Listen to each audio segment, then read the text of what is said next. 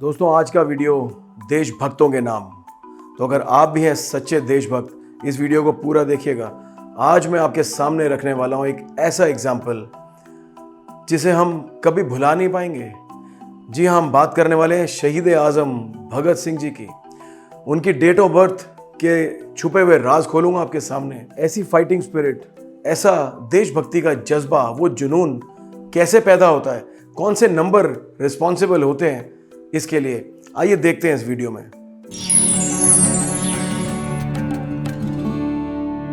मित्रों नमस्कार, मैं हूं आपका दोस्त अनुराग और जैसा कि इंट्रोडक्शन में आपने देख ही लिया होगा, आज हम बात करने वाले हैं शहीद आज़म भगत सिंह जी के बारे में। और इस वीडियो को एक श्रद्धांजलि के रूप में देखना चाहिए।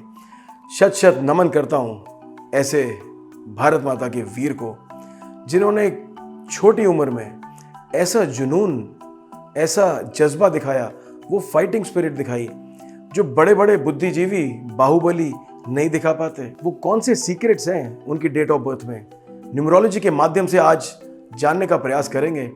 और सभी देशभक्तों से दोबारा अपील करूंगा कि इस वीडियो को पूरा देखें ताकि आप कोई बात मिस ना कर जाएं। दोस्तों आते हैं सीधा अपने टॉपिक पे, एक नज़र डालते हैं भगत सिंह जी की डेट ऑफ बर्थ पे।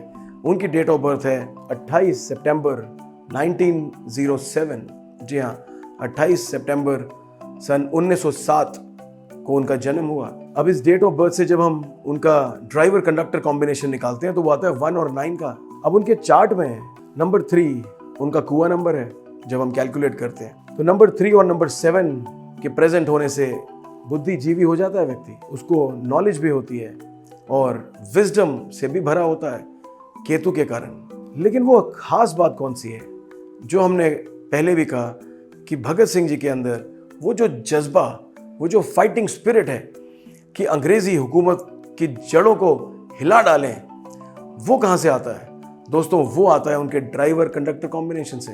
और इस बात का वैसे भी ध्यान रखना चाहिए, न्यूमरोलॉजी में जो डीसी कॉम्बिनेशन है वो बहुत ज़्यादा अहमियत रखता है।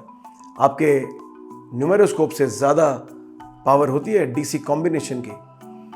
तो अगर भगत सिंह जी के डीसी कॉम्बिनेशन को देखें तो वो है 1 और 9। एक जगह सूर्य नंबर 1 के रूप में और दूसरी जगह मंगल नंबर 9 के रूप में।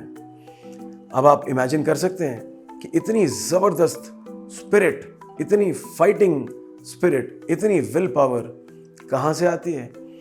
और दोस्तों खास बात यह है कि ऐसा व्यक्ति, आज के युग में भी बहुत से मित्र ऐसे होंगे जिनका डीसी कॉम्बिनेशन 1 और 9 का होगा। हो सकता है जो लोग इस वीडियो को आप देख रहे हैं, हो सकता है आप ही का कॉम्बिनेशन हो 1 और 9 का। लेकिन सब लोग तो भगत सिंह नहीं बन सकते ना, क्योंकि परिस्थितियां बदल जाती हैं समय के साथ। लेकिन वो सक्सेसफुल होने का सीक्रेट, वो सक्सेसफुल होने का नंबर आपके पास प्रेजेंट है अगर आपका भी डीसी कॉम्बिनेशन है 1 और 9 का। अब 1 और 9 के बारे में खास बात क्या है? भगत सिंह जी क्यों इतना ज़बरदस्त जज्बा रख पाए और अंग्रेज़ों की हुकूमत को हिला के रख दिया उन्होंने? 1 और 9 दोस्तों डीसी कॉम्बिनेशंस के जितने भी हमारे पास अलग अलग पॉसिबिलिटीज़ हैं उसमें से it is the most powerful combination. जी हाँ, और ये डिमांड क्या करता है हमसे? डीसी कॉम्बिनेशन 1-9 क्या कहता है हमसे, क्या चाहता है? ये यही तो चाहता है कि व्यक्ति एक अच्छा लीडर हो। लीडर की क्वालिटी है 1 और 9। और जब सूर्य के साथ मंगल की ऊर्जा जुड़ जाती है तो ये साहस नहीं, दुस्साहस दे देता है आपको। जी हाँ, इस बात को ध्यान से सुन लीजिए।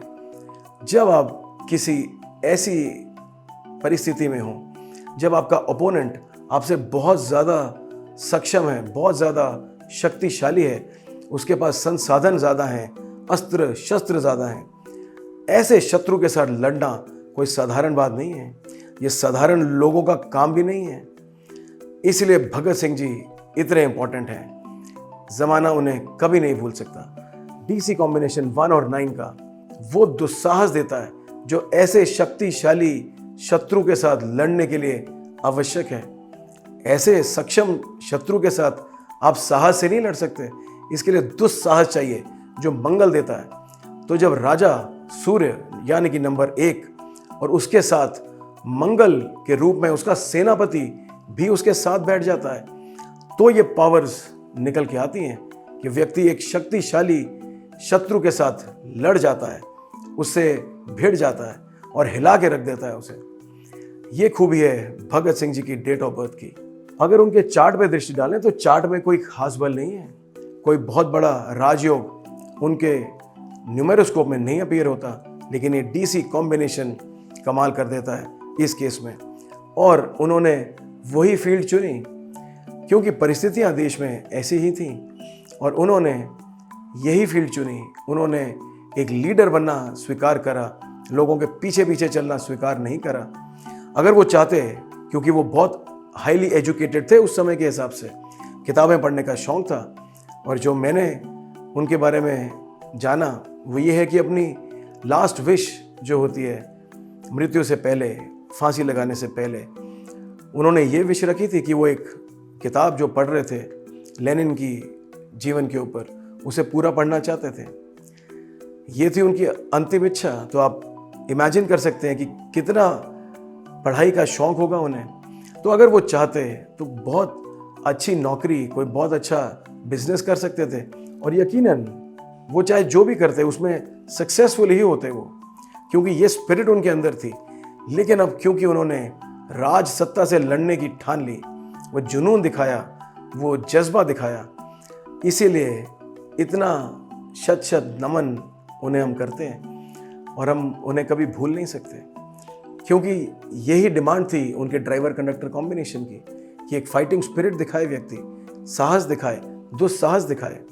तो 19 के ड्राइवर कंडक्टर कॉम्बिनेशन को भगत सिंह जी ने जिया, उसके अकॉर्डिंगली उन्होंने अपनी राह चुनी जीवन की। और आप देख लीजिए कि कितना मान सम्मान आज इस संसार से जाने के बाद भी, तकरीबन 90 वर्षों से ज़्यादा हो चुके हैं उन्हें गए हुए, लेकिन हम झुक के प्रणाम करते हैं उनके व्यक्तित्व को। तो दोस्तों, मैं आशा करता हूँ कि इस वीडियो से आप रिलेट कर पाएंगे कि न्यूमरोलॉजी कैसा रोल प्ले करती है, कितने इम्पॉर्टेंट हैं आपके डेट ऑफ बर्थ के कॉम्बिनेशंस। और हमारा ये बातें आपके सामने रखने का यही प्रयास है बस, कि इन पर्सनालिटीज़ को स्टडी करके, इनके जीवन को देख के इसे एक एग्जाम्पल के रूप में आप यूज़ कर पाएँ। अगर ऐसे ही कॉम्बिनेशंस आपके डेट ऑफ बर्थ में भी आते हैं तो उन्हें करेक्टली यूज़ करना सीखें, तो उन्हें देख के, जान के, पहचान के, उसके अकॉर्डिंगली अपनी लाइफ को नेविगेट करें, तो आपका जीवन सुखद हो सकता है। आप भी देश विदेश में मशहूर हो सकते हैं, यश कीर्ति प्राप्त कर सकते हैं। दोबारा उपस्थित होऊंगा जल्दी एक नए वीडियो के साथ। तब तक के लिए आज्ञा दीजिए। नमस्कार।